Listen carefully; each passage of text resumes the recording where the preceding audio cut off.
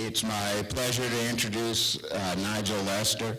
He's a research scientist with Fisheries Ontario, which is part of the Ministry of Natural Resources, and it's located in Peterborough, Ontario, in Canada. He has a PhD from the University of Sussex in Brighton, England, and a master's in science from Queen's University in Kingston, Ontario. His recent research is focused on, it is very important. It focuses on the effects of climate and other environmental variables on the life history of fish and productivity of fisheries, which as we enter the Anthropocene is a critically important topic. In addition, he led the development of standards for sampling and projects for lake ecosystems monitoring in Ontario. And if you don't know much about Canada, Ontario is a mega state. It's 1 million square kilometers. It's 2/3 the size of the state of Amazonas, but twice the size of Texas. And he's going to look at the problems of managing such a huge sport fishery, not only huge spatially, but the diversity, since Ontario goes from the border with the United States all the way to the Arctic Ocean. So I'm really interested in hearing what he has to say.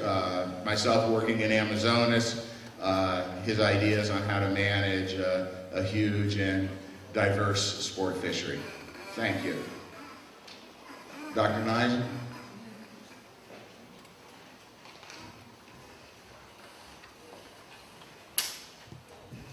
Thank you, James. Thanks for putting Ontario on the map.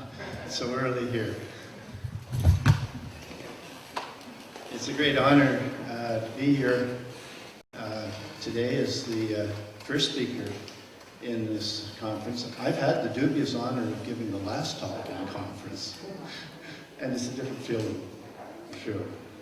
Anyway, what I want to talk to you about is something I call the enlightened management of a landscape recreational fishery. That landscape type problem. The other thing I want to talk about is enlightenment. And I use the word enlightenment is the idea of shedding light on the management process. Management's more than just setting regulations and enforcing those regulations.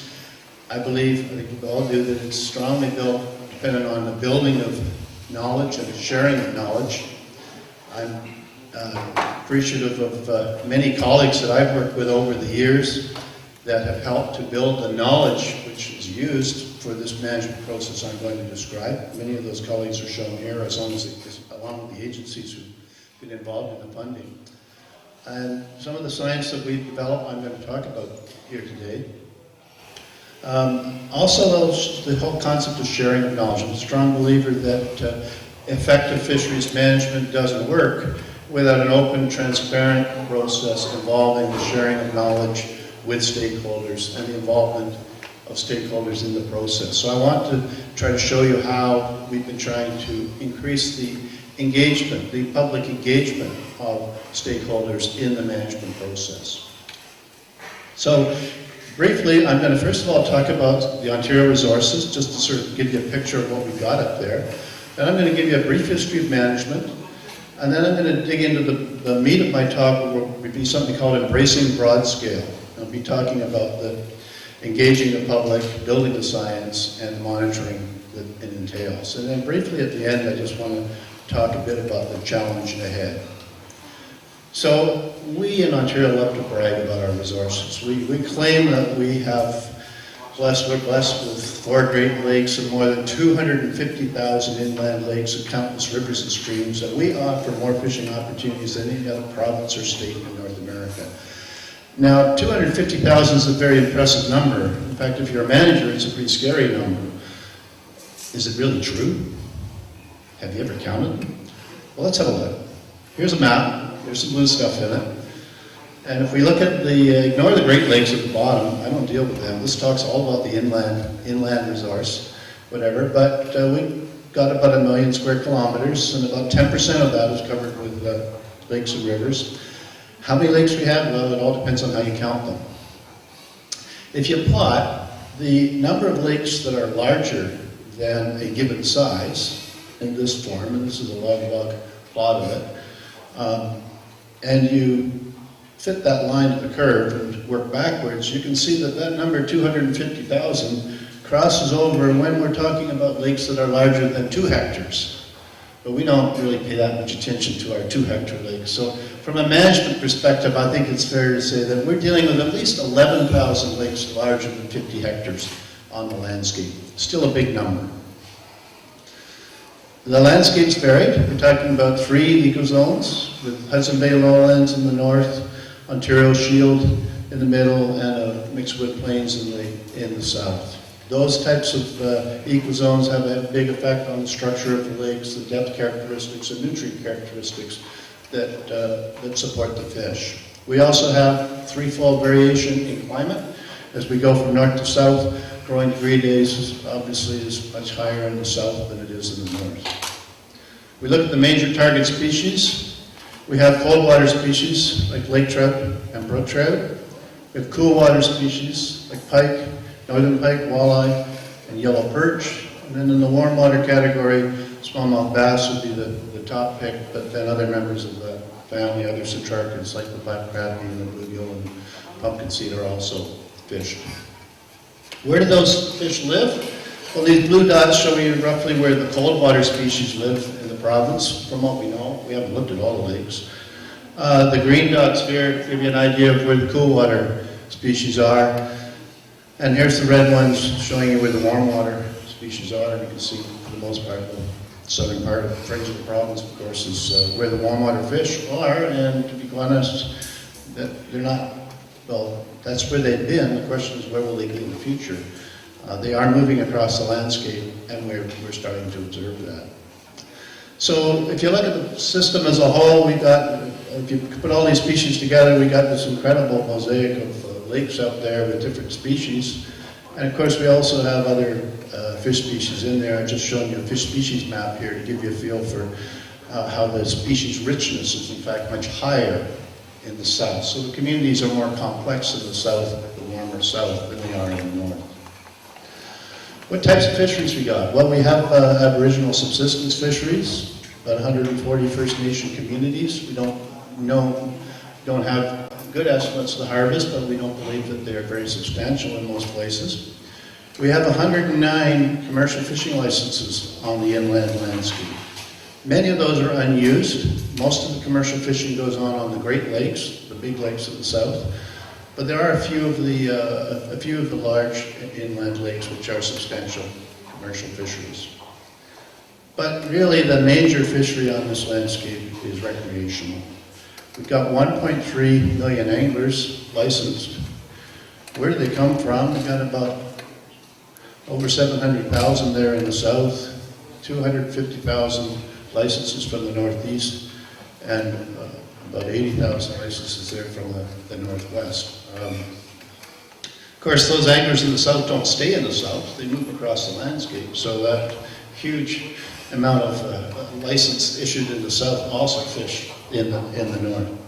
And talk about anglers moving, we also have these guys from the south, our US friends, who also like to come up and fish in our country, presumably because we got a lot to offer.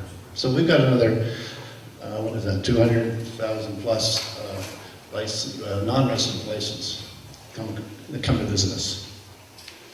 So when we put it all together, economic contribution, you look at the recreational figure here, and really sort of estimates say it's 97% of that fishery in this economic contribution terms would be recreational. There's small commercial fishing, there's also some bait harvest goes on for supplying anglers with live bait, and there's also some agriculture. But by and large, recreational fishery is a big one. We have to admit that quite apart from all these dollar figures, there's also immense cultural and social value.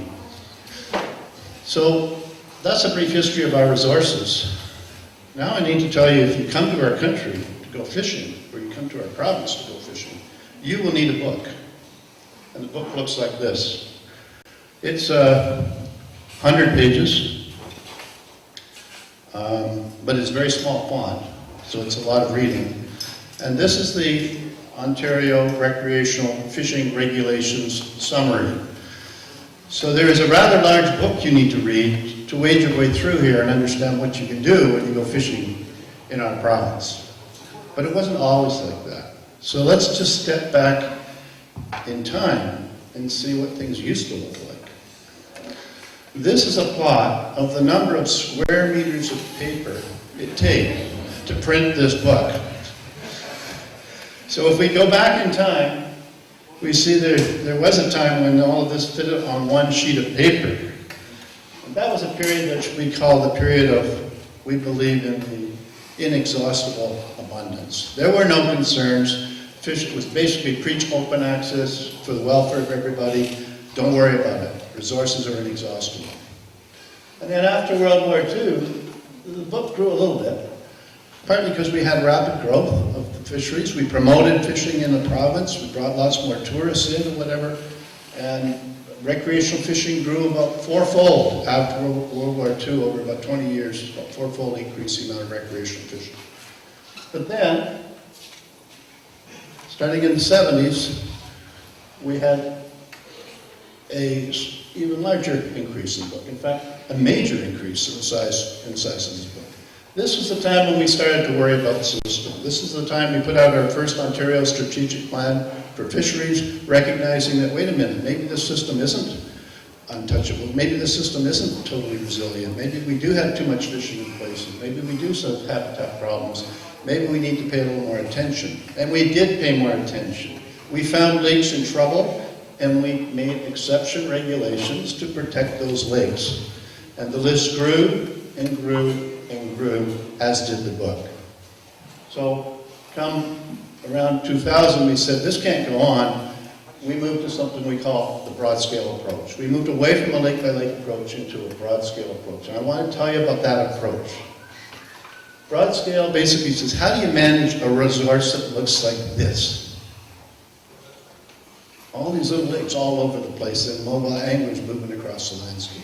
You can't look at these on a lake-by-lake basis. You have to think broad scale, and you have to think long-term. Recognize that there's a huge valuable resource out here. We need to monitor that resource, not a lake. We need to evaluate need for action based on the state of the resource, not individual lakes. And we need to measure our management success at that same scale. So the question is, how do you do it? Well, this led to kind of a shift in emphasis. We stopped saying, how is my lake doing? And we started saying, how is my zone doing? We divided the province into fisheries management zones. There's about 13 of them on the inland landscape there. And we basically said, okay, zones are our target for management. We are going to set goals for zones, not lakes. We're going to have some public engagement that understands we're trying to manage these zones, help us. We have zone advisory councils that do that, help us with that. We will monitor zones, we'll monitor the fish, and we'll monitor the anglers. And we'll recognize that we probably need an adaptive management approach to handle this. So we have a 5-year cycle of turnaround, and we basically, concept is use the data to manage and use the same data to learn what's going on. It's really no different than any other fisheries management cycle that you apply to an individual lake. It's just the scale has changed. So when we think of a fisheries management cycle, we start with goals, specify goal, and then we basically say, well, what are the objectives? What do we have to actually measure to know whether we're achieving this goal? And once we decided what to measure, we need to measure. We need to figure out how to sample the system and take those measurements. We need to be reporting, using the data to feed back and say, are objectives being met? And then we need to make decisions and say, well, depending on whether our objectives are met or not, what particular action is needed. But the process doesn't end there. It's a cycle. So the monitoring continues and the whole adapting and to the system goes on. So how do you implement that? I want to step through and show you just a few parts of what we've done. One, we developed these management zone plans. This is a big part of the public engagement. So we'll go through that a little bit. We do surveys. We do 2 types of surveys, and I'll show you a bit about both of those types of surveys. Recreational fishing survey and broad-scale monitoring, which is a lake survey. And then we complete the cycle with this sort of decision-making step. So let's start at the top. We're basically talking about embracing this broad-scale approach. I want to talk about how we engage the public, build the science, and do the monitoring. So the goals and objectives are basically M&R sets up, my government sets up advisory councils involving local citizens, local anglers, people interested in the resource. They basically feed these councils with some guiding principles such as sustainable fishing, healthy ecosystems, socioeconomic value, cultural value, diverse landscape, diverse people and interests.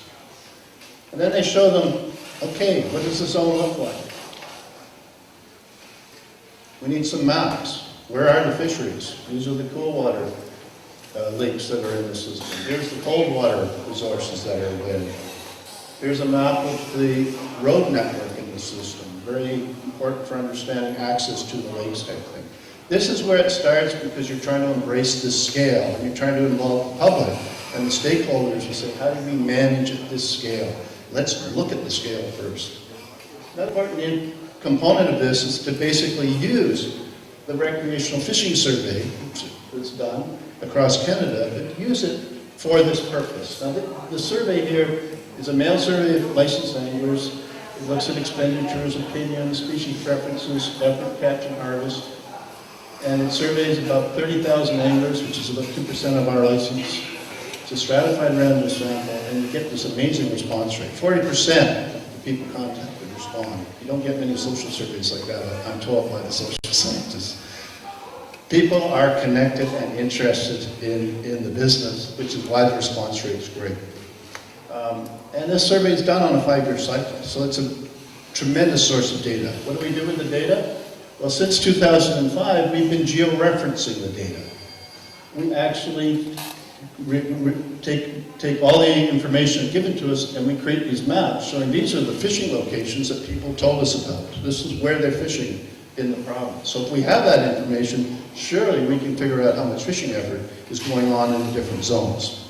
So we do that. We calculate the fishing intensity of the annual effort per lake area in hours per hectare, and we generate a map like this. So the zones that are, zone councils can work with a map like this and understand, depending on where you are in the province, whether you have relatively low fishing pressure, of course, up in the north where it's green, or really quite high fishing pressure down in the south.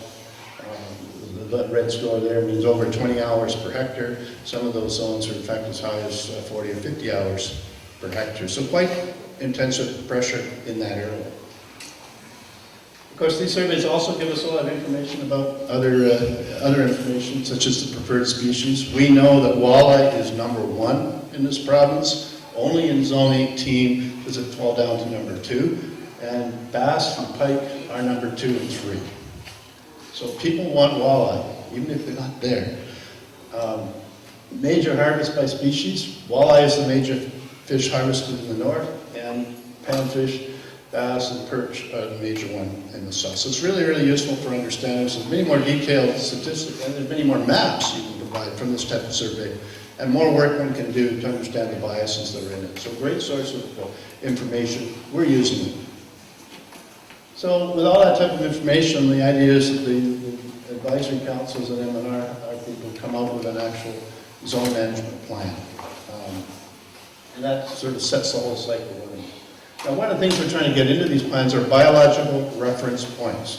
The concept's in the plan, but it's kind of a work in progress to actually develop these reference points.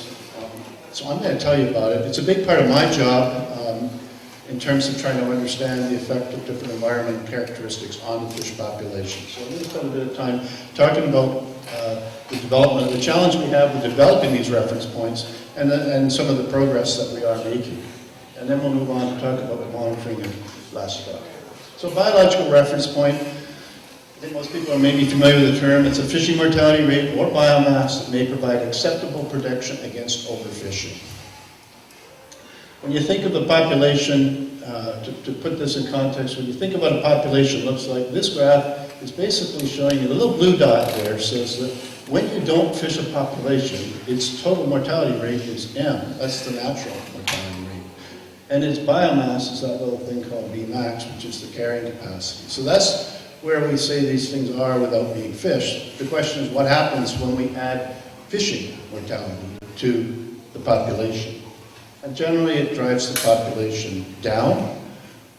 So the question we're asking is, well, how much fishing mortality would be a sensible value on these lakes?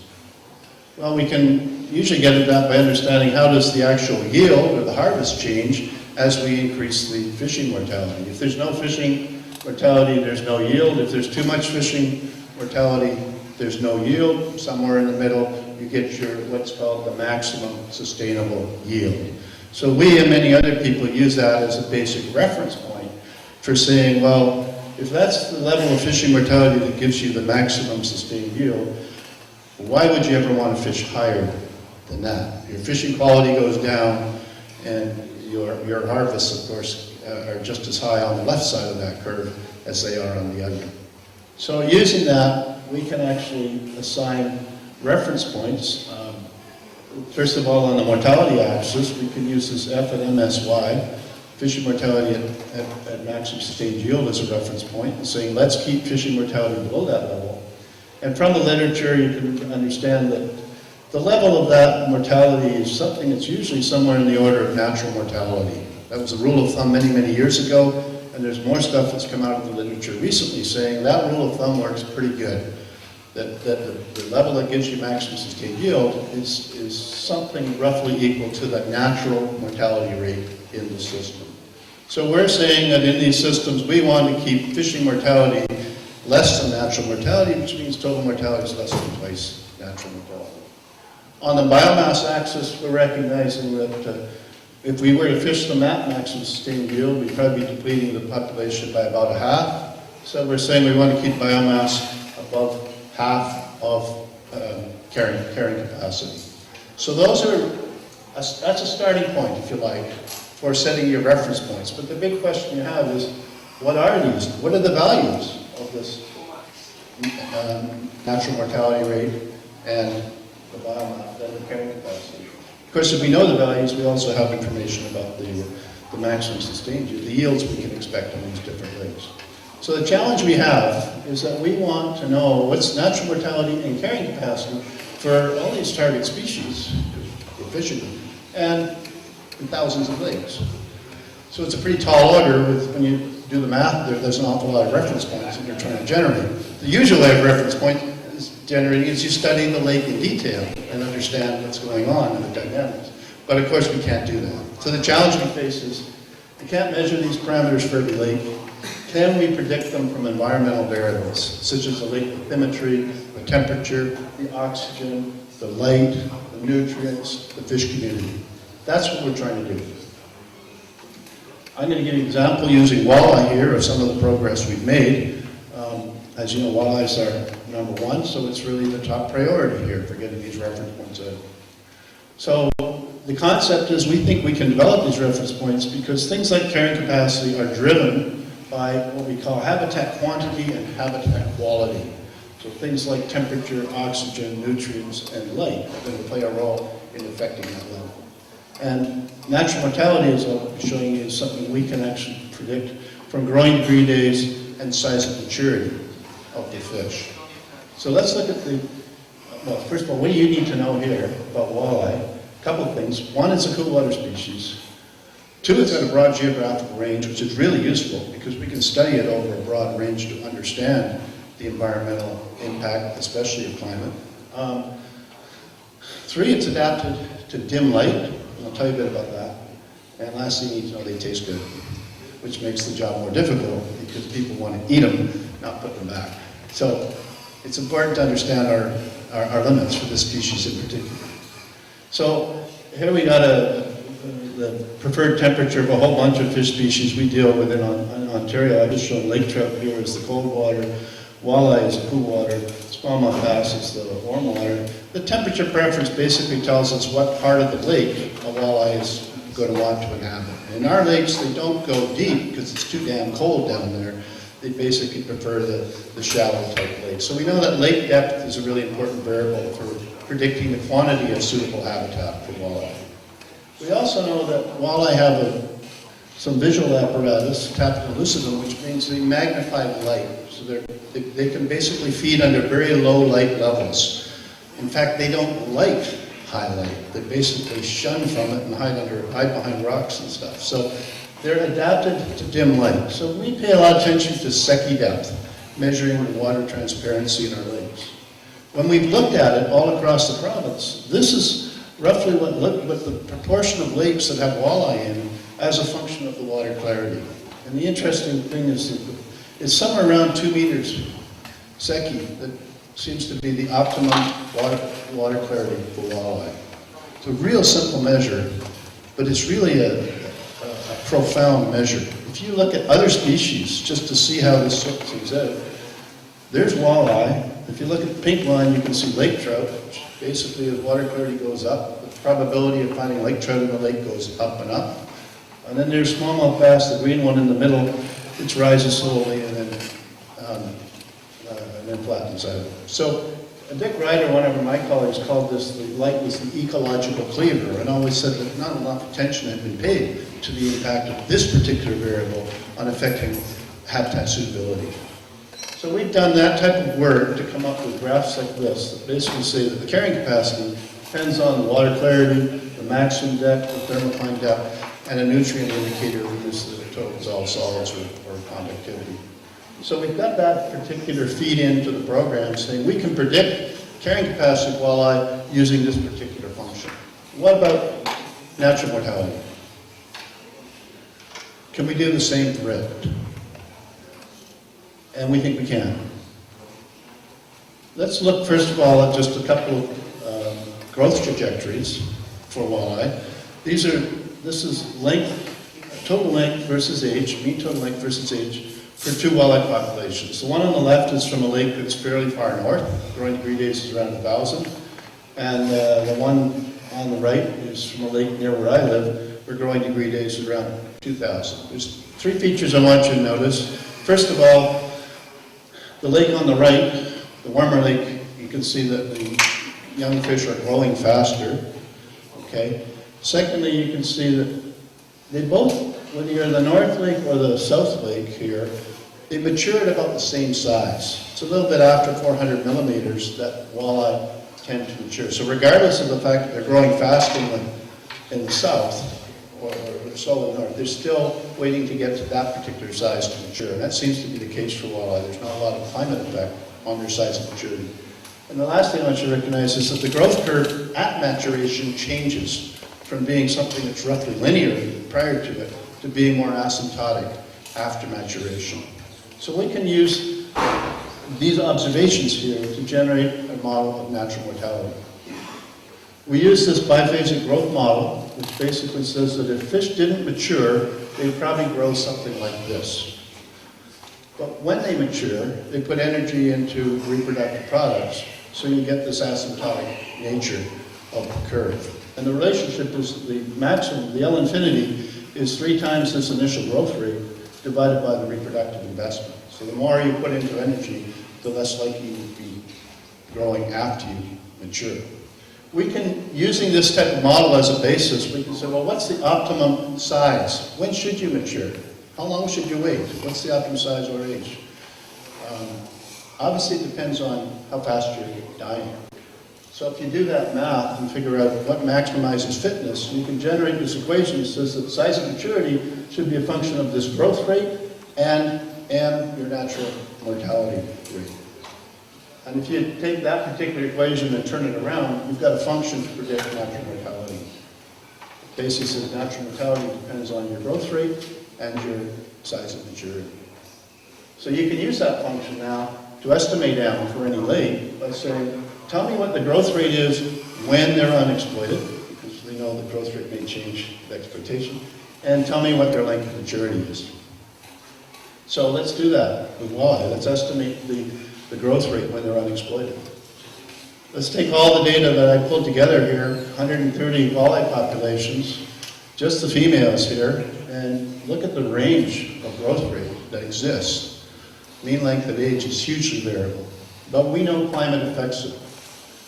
Let's split those populations into the warm ones in the south and the colder ones in the north, using the red, green, and the blue here. And you can see that the southern warm populations grow much faster. Let's simplify it by describing the mean length at age. So that's the same data there, just averaging all those populations. So it's great that the warmer lakes and warmer climates are growing faster.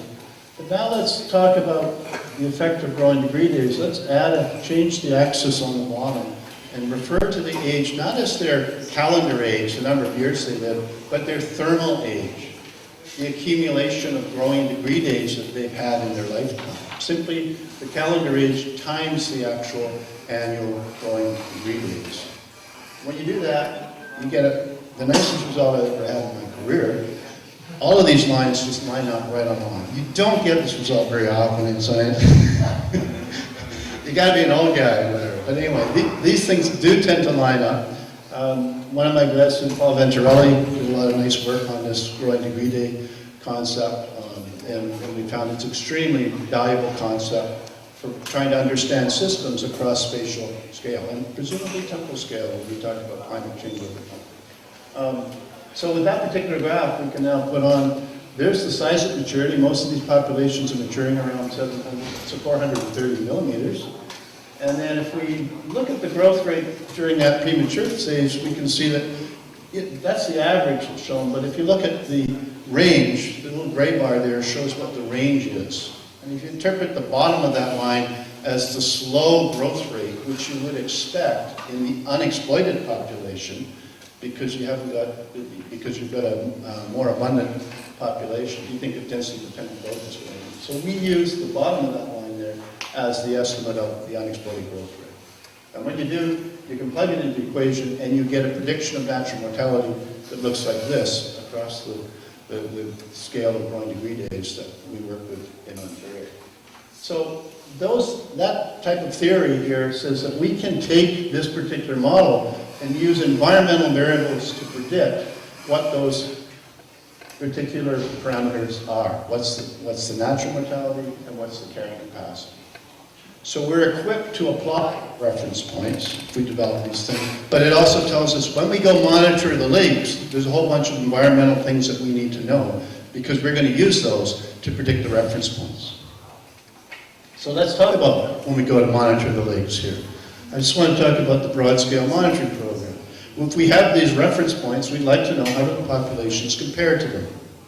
So we have a very large survey called the Inland Lakes Broad Scale Monitoring Program. Cycle 1 happened in 2008 to 2012. The program's a 5-year cycle, so this will repeat. The survey includes about 700 lakes in the cycle, so we're sampling a lot of lakes each year to get all this data in over a 5-year period. We sample about 6% of the lakes larger than 5 hectares. It's a stratified random sample, stratified by zone and stratified by lake size, small, medium, large lakes. It's a sort of split panel design where in the next cycle, we will resample 500 of those lakes that you see will be resampled. In addition, there'll be additional random lakes picked up, so we get a growing sample over space through time. What do we collect on those lakes? Well, we look at the habitat, the bathymetry, temperature, oxygen, water clarity, water chemistry. We look at the community, zooplankton and the small fish community. We look at the harvested species, looking at abundance, fish size, age, contaminants. And we also actually do a flyover survey to look at angling activity. So we actually count anglers on the lake. So we have a direct measure of fishing pressure on these particular lakes. In terms of linking to what the reference points I've been talking about, the habitat stuff here, these variables are of course needed to calculate these reference points, the carrying capacity and the natural mortality. And the netting, the index netting we do, the gill netting we do, provides us with an estimate of, the age structure gives an estimate of total mortality, and we can get catch peanut effort from that particular year. One problem is we do have to turn that catch peanut effort into a biomass estimate, how many kilograms per hectare are in the lake. So we need an estimate of this parameter here that I've labeled Q, the gill net catchability. Now, we've been using a North American standard method here, in the hopes that if we do this, everybody else does the same, we can compare our data. But we've been calibrating it and saying, well, if we actually, well, the way we calibrate the method is we actually go out on a subset of lakes, we do market capture work to estimate what the actual density, abundance of walleye is, and density, and then we compare that to the catch per unit effort we get from our gear. And we've had some really good results here in terms of understanding what the catchability of that gear is, so that we can convert catch per unit effort into a density measure. So if we go back to our data, this is what it looks like for walleye abundance. The frequency plot just shows the catch per unit effort information. The top graph shows the catch per unit effort information. The bottom one turns that into biomass, kilograms per hectare. It greatly increases our understanding of what's there when we can talk about the kilograms in the lake versus the kilograms in the net. So when we look at walleye now, when we look at the data, not surprisingly, if we take all the data we've got from the walleye lakes, this is showing our estimates of walleye biomass. And if we plot them versus water clarity, they kind of meet the pattern we were expecting, because basically, we said before, 2 meters is kind of the optimum Secchi, and that's certainly where we see the peak. Of course, we also see many lakes that are high, that are 2 meter Secchi, where the walleye biomass is really quite low. So there's other things going on. One of them is fishing, of course. If we look at the annual mortality, you get a graph that looks like this. Basically, it tells you that when annual mortality is low, you can see high biomasses of walleye, but if we increase that, as it goes up, the biomass of walleye comes down. No surprises. We know that some of those points where the annual mortality is low may in fact even just be, there may not even be any fishing on those, because that's kind of the range that the natural mortality would be. And the ones to the right are probably being driven lower through fishing. So we can use this type of data, and all I'm going to do now is just focus on the mortality data and say, well, how do you take this now and draw a map that gives somebody something meaningful at this landscape level? Well, here's our observations of individual lakes. The map on the right basically says, here's a measure of walleye fishing stress. It's the percentage of lakes where fishing mortality is higher than our estimated natural mortality. And not surprisingly, in the less populated north, these are all what we call green zones, because there's relatively few lakes where fishing mortality exceeds natural mortality. But when we get down to the south, heavily populated part of the south, we run into more issues with that happening. So this is just an example of how we can basically use this type of data and paint pictures like this, that basically say this is the state of the resource today. This measures our point in time. Of course, depending on which zone you're in, you may need to want to make some decisions based on this type of data. So, to keep that, for today, just to keep this very simple, this decision thing usually starts with something like this. Say, well, is fishing effort high? This is a map from our Recreational Fishing Survey that tells us how high it is. High fishing effort's a good thing. Lots of money. Fishing generates income or whatever. So we actually want to basically supply fishing opportunities out there. We want lots of use of the resource. We want lots of return on the resource. But we worry about impact on the resource. So in terms of understanding the potential effect of that effort, we have to ask ourselves, well, what's the fishing impact? Is it high? The map of fishing effort says we certainly have some pretty high effort here in the south. In the north it's pretty low, but what about the impact of that effort on the fish? And for today's purposes, what about for walleye? Of course, it depends, if you take this total effort, it depends on how much of that is going to the species that you're showing an interest here. So total effort can get split between walleye and panfish or bass or whatever. So one would need to understand that allocation of total effort to different species. And of course, this shifting of effort between different species is a very important adaptation mechanism in managing fisheries, if it is dry. But also, then, if one did understand what the walleye effort was, you need to understand that the fishing mortality that comes from it increases with that effort, but it also depends on the angler's skill There's good anglers, there's bad anglers, and that's going to affect how much they're catching. And it also depends on the retention of fish. There's catch and release fisheries where they're voluntary catch and release, or there may be regulations that are imposing. And of course, regulations are a big part of trying to manage this level of fishing mortality. So that's the kind of mechanisms that's going on. But what the data is here to do is tell us whether whatever mechanisms we got in place, whatever management in place, is it doing the job? So for example, we've got the effort map on the left. Now we've got the walleye fishing stress map on the right, where we've gone directly to our data and said, what can we report here about the effect of that fishing effort on the landscape? And the maps are pretty similar in color, although you'll notice that in all cases there is more green on the right-hand graph than there is on the left-hand graph. And it's suggesting that, especially when you get down to that southeast corner or whatever, where we have some very high fishing effort, but we can see that we don't necessarily have that high stress on walleye. And that's partly because some of that fishing effort is allocated to different species. It's partly because the regs that are in place may be doing the right job. But this is the type of exercise that one goes through in deciding, do we need to change the regs or do we need to do something different to manage fisheries at this scale? So that kind of completes the cycle, but it doesn't complete the process, because that whole business of collecting data and evaluating what you got and comparing to objectives is just step one in the whole cycle of business. The next step, of course, is to continue with the monitor, particularly if one's made changes, one wants to evaluate how those changes may have affected it. So we call it an adaptive management cycle. It's basically saying that we need to basically learn through time, and we can call it a passive one, or we can be more ambitious and do some what we call a more active management, where we're deliberately making regulation changes and see what happens.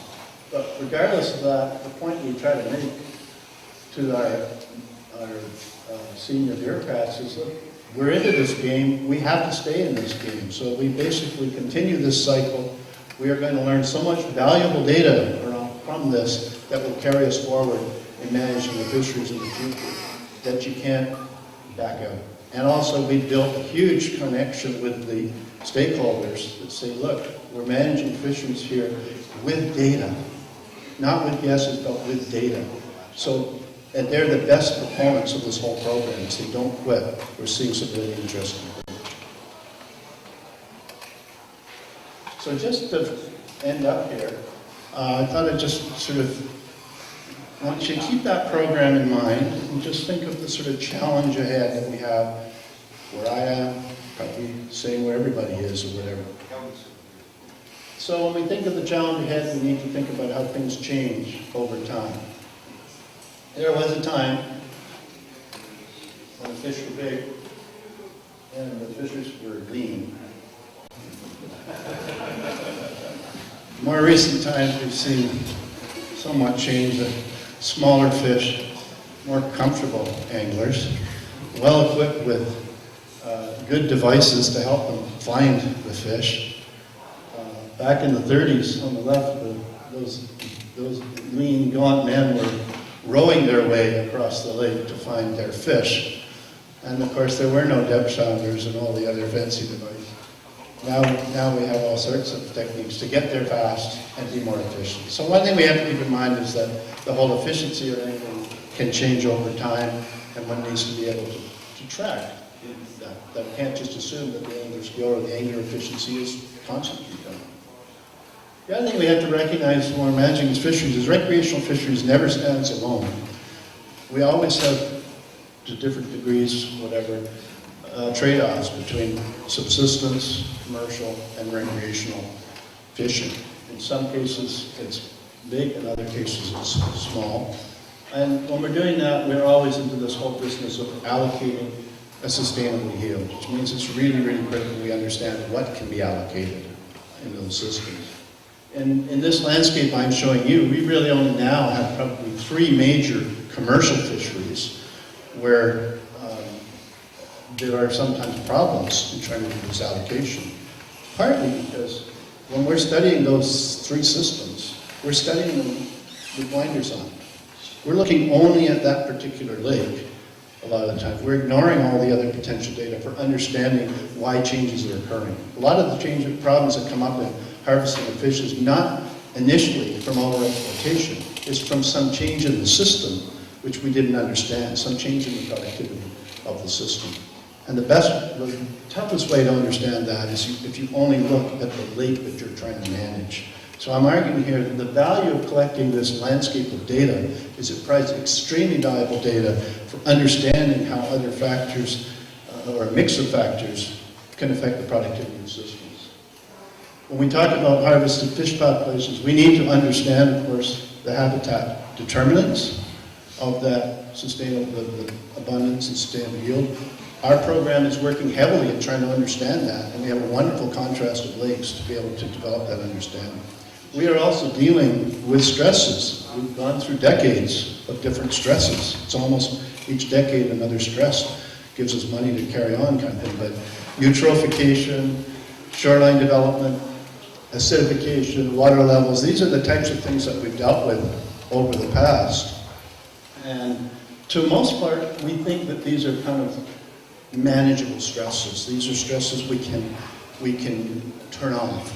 We can find ways to mitigate their effects or whatever. But we're moving into an era with a couple other stresses here which are much more worrying.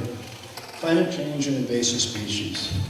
Invasive species is something we're discovering you can't turn it off. Once you've got a new species in that system, you have potentially a new system evolving, and there's no way of eradicating that. So there's the need to understand how those arrivals are changing systems. And there's a need to, say, understand it because we're going to have to adapt to it. And then secondly, climate change. If you look at our province, that's what we looked like in 1980 for our growing degree days. Cold in the north, warm in the south. It's still cold in the north, warm in the south, but it's warmer almost everywhere. In some places, significantly more so than others. We have a history of understanding from studying the differences across the province. We've had a good history of understanding how climate affects these particular species, but we're not really well equipped for understanding how changes in climate within one lake, how the system's going to adapt through time. It doesn't have the same time frame that systems have had when we're studying what happened from many thousands of years. So climate change, I give you, is going to be one of our biggest challenges, and I'm pushing strongly that this concept of being able to study a landscape of lakes is really, really important to help understand those effects. So lastly, I just want to leave you with the fact that what we're working on here is something which I think is a good fit with guidelines for responsible fisheries, and certainly the teachings that are in that book have been useful to us. I believe that we're implementing an ecosystem approach and trying to address key social, ecological feedbacks and promote system sustainability. I believe we're applying a precautionary approach that acknowledges environmental risks to prevent irreversible harm to ecosystems and stocks. The management process is explicit in objectives, open, inclusive, and encompassing of stakeholder desires, so that we've been trying to increase the whole public engagement. And lastly, we recognize we need this adaptive management to carry us through, learning through monitoring of management interventions, and especially with the changes on the landscape, that would seem to be really important. So I leave you with that. Thank you for your attention, and I don't think I got us back on time.